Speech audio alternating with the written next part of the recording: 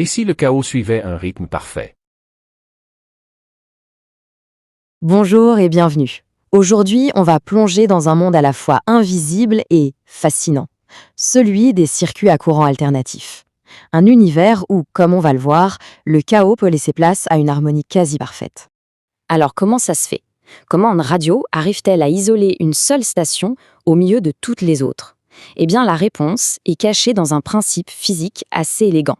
Et promis, d'ici la fin de cette analyse, tout ça sera limpide. Allez, c'est parti, on y va. Alors, pour bien commencer, il faut qu'on pose les bases. On doit d'abord comprendre le terrain de jeu, si l'on veut, c'est-à-dire la nature même du courant électrique dont on parle. Voilà, il y a deux grandes familles. D'un côté, le courant continu, le DC, c'est simple, c'est comme une autoroute à sens unique, ça va tout droit. Mais de l'autre, on a le courant alternatif, l'AC. Et lui, c'est tout autre chose. Il est toujours en mouvement, il n'arrête pas de changer de direction, un peu comme une vague qui monte et qui descend. Et ce rythme, cette oscillation régulière, qu'on appelle un signal sinusoïdal, c'est vraiment ça, la clé de tout. Pourquoi? Parce que les composants électroniques, eux, ne réagissent pas du tout de la même manière à ce va-et-vient constant. Chacun a sa propre façon de danser avec ce courant. Justement, parlons-en de ces composants. Il est temps de faire connaissance avec les trois acteurs principaux de notre circuit. On peut vraiment les voir comme trois personnages, chacun avec son caractère bien trempé. On commence avec la résistance. Elle, c'est la plus simple du trio. Son boulot, c'est de résister au courant. Point final. Que le courant soit continu ou alternatif, elle fait son travail de la même façon. Pas de surprise avec elle, elle est prévisible. Après la résistance, voici le condensateur. Lui, il est un peu plus nerveux. Imaginez une toute petite batterie qui se charge et se décharge à toute vitesse. Il accumule de l'énergie et hop, il la relâche. C'est l'impatient du groupe. Et pour finir, notre troisième personnage, l'inductance. Alors elle, c'est tout le contraire. On pourrait dire que c'est la force tranquille, un peu réticente. Ce qu'elle déteste par-dessus tout, c'est le changement. Dès que le courant essaie de varier, elle s'y oppose, elle freine. Son truc à elle, c'est l'inertie. Ok, maintenant qu'on a nos trois personnages, voyons comment ils interagissent. En alternative, il y a la tension qu'on peut voir comme la poussée et le courant qui est le flux. C'est une sorte de danse entre les deux. Et avec nos trois composants, eh bien cette danse devient tout de suite beaucoup plus intéressante. Avec la résistance, c'est simple. La poussée et le flux sont parfaitement synchronisés. La tension pousse, le courant suit en même temps. Ils sont main dans la main, on dit qu'ils sont en phase. Pas de drame, tout est simple. Mais alors, avec le condensateur, c'est une autre histoire. Lui, comme on l'a dit, il est impatient.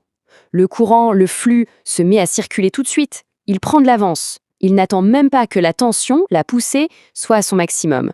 Le courant est donc en avance sur la tension. Et l'inductance, eh bien, elle fait l'inverse. Elle est réticente, elle freine des quatre fers. À cause de son champ magnétique, elle met du temps à laisser passer le courant. Résultat, le flux est en retard par rapport à la poussée. La tension est déjà là, mais le courant traîne la patte. Bon, on a donc un composant qui fait prendre de l'avance au courant, et un autre qui le met en retard. On voit bien que la simple résistance ne suffit plus pour décrire tout ça. Il nous faut un mot plus complet, un concept qui englobe tout. Et ce mot, c'est l'impédance. L'impédance, en gros, c'est l'opposition totale au passage du courant alternatif. C'est un peu comme la résistance, mais en plus malin. Elle prend en compte non seulement la résistance pure, mais aussi ces histoires de déphasage, d'avance et de retard causées par le condensateur et l'inductance. Et c'est là que ça devient vraiment, vraiment intéressant. Regardez bien ce tableau. On voit que plus la fréquence du courant augmente, plus l'inductance s'oppose au passage, alors que le condensateur, lui, s'oppose de moins en moins. Ils ont un comportement parfaitement opposé. L'un se comporte bien avec les hautes fréquences, l'autre les déteste. Et cette opposition, c'est le cœur de notre histoire. Alors, maintenant, la grande question. Qu'est-ce qui se passe si on met nos trois personnages, la résistance, l'impatient condensateur et la réticente inductance, tous ensemble dans le même circuit? Eh bien, c'est là que tout prend son sens. C'est là que la magie opère. La plupart du temps, c'est un peu le chaos. C'est une sorte de bras de fer permanent entre l'inductance qui freine et le condensateur qui accélère. Mais il existe une fréquence, une seule, où quelque chose de spécial se produit. À cette fréquence bien précise, qu'on appelle la fréquence de résonance, l'effet de retard de l'inductance vient annuler parfaitement l'effet d'avance du condensateur. Les deux forces contraires s'équilibrent, elles se neutralisent, on passe du chaos à l'harmonie la plus totale. Et la conséquence de cette harmonie, Elle est énorme. Comme l'opposition du condensateur et de l'inductance s'annule, l'opposition totale du circuit, l'impédance, s'effondre. Elle tombe à son minimum. Et qu'est-ce qui se passe quand l'opposition est minimale? Eh bien, le courant, lui, peut enfin passer librement. Il atteint son maximum. Et cette fréquence magique, on peut la calculer. Cette formule, ne la voyez pas juste comme des maths. Voyez-la comme une recette de cuisine. Elle nous dit exactement comment choisir notre inductance L et notre condensateur C pour que le circuit préfère une fréquence bien précise. C'est nous qui décidons de la fréquence de résonance. Et voilà, on a la réponse à notre question de départ. Ce phénomène, c'est la résonance. Ça permet de construire un circuit qui va être hyper sélectif. Il va laisser passer une seule fréquence, celle qui correspond à sa résonance, en l'amplifiant énormément, et il va bloquer toutes les autres. C'est exactement comme ça qu'on règle une radio. On ajuste le circuit pour qu'il résonne à la fréquence de notre station préférée. Et ce principe de résonance, cette idée d'une fréquence préférée, on ne le trouve pas que dans les radios. Pensez-y, on le retrouve partout. Dans les instruments de musique, dans la structure des ponts, et même jusqu'au niveau des atomes.